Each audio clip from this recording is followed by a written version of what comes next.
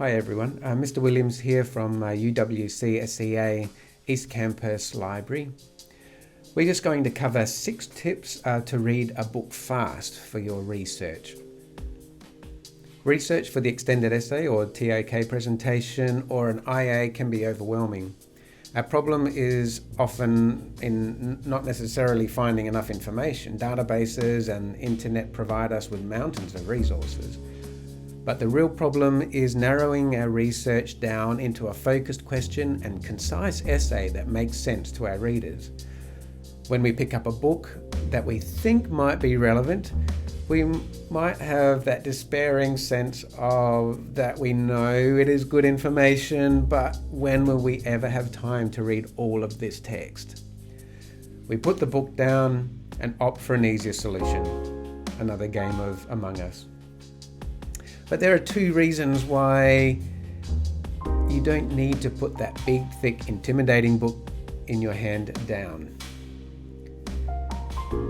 Number 1, that book can be the answer to this information overload problem. And 2, there are ways to get what you need from that book quickly and without the need to read the whole thing from cover to cover.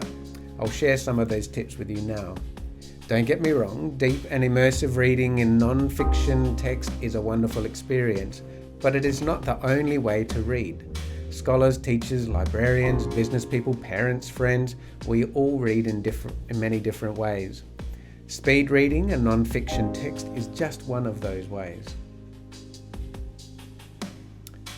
So 6 tips to read a book fast. First of all, you might think this is a strange thing for a librarian to say, but you don't need to read the entire book.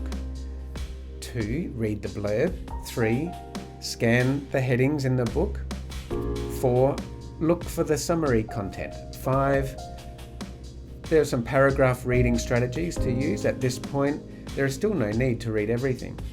Finally, you are ready to do some deeper reading. So first of all, as I said, you don't need to read the entire book. Clearly, since some clever author has written some 500 pages on this topic, there is clearly a lot to know about it. And probably this author has spent many years researching and studying this topic. So to expect a secondary student to instantly read and absorb it all in a few hours of reading is unrealistic. But we know that an author who has tried to summarize years of study into one book is probably well practiced at 1, refining the focus of their writing, 2, selecting the most relevant words to use in their field of study, and 3, coming up with some awesome sentences that most clearly express the most significant issues to be discussed. Secondly, read the blurb. It seems an obvious thing to do, but a quick scan of the blurb can help you decide if you want to go further. Jump into Goodreads to read the summary paragraph that accompanies every book on Goodreads. While you are there, click on the author to find out a little bit about who they are. Often knowing a bit about them and their background can make all the difference about whether you want to read on. If the blurb is not doing it for you, you can move on fast and not waste time on a text that is not really relevant to your research. Thirdly, scan through the headings and subheadings in the book. Check the main headings on the contents page and flick through different chapters. A survey of the headings can give you a sense of the flow of ideas and arguments throughout the book. You will also get an idea of how much of the book is relevant to your topic or key area of interest.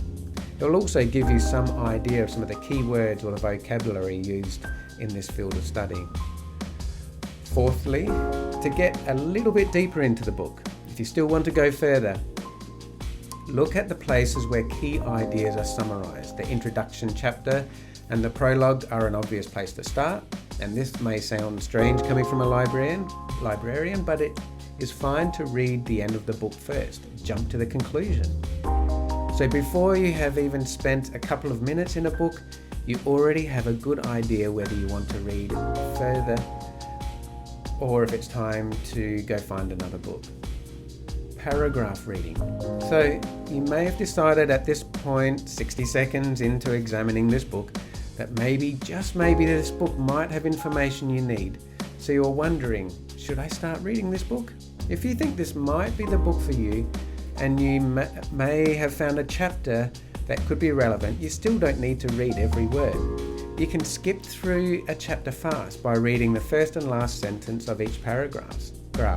Of course, you will miss heaps of important information, but this is not important now. For now, you are just looking for the general overview of what the chapter is about. An author thinks very carefully about the first sentence of a paragraph because a new paragraph indicates a progression in the ideas they're trying to convey. So the first sentence is that link into that new idea. Similarly, the final sentence in a paragraph brings a small idea to a close or provides an important link to the next paragraph. So just reading the first few sentences throughout a chapter can help you to know whether you are onto a relevant book or a relevant train of thought. Finally, now it's time for some deeper reading. So start just with the relevant sections of the book.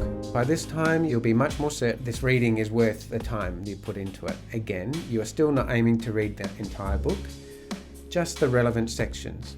So once you have read that chapter or section, you may need to skip around to other parts of the book to get more context, but it is likely that you will not need to read much further. So I hope that's helpful. 6 quick tips to get you into a book and through a book fast to get the ideas that you need. You don't have to read the whole book, read the blurb, scan the headings through the book, look for summary content, apply some paragraph reading strategies, and finally, you might be ready to start reading a little bit deeper into a particular text. So I hope you find that helpful, and I'll see you again next time.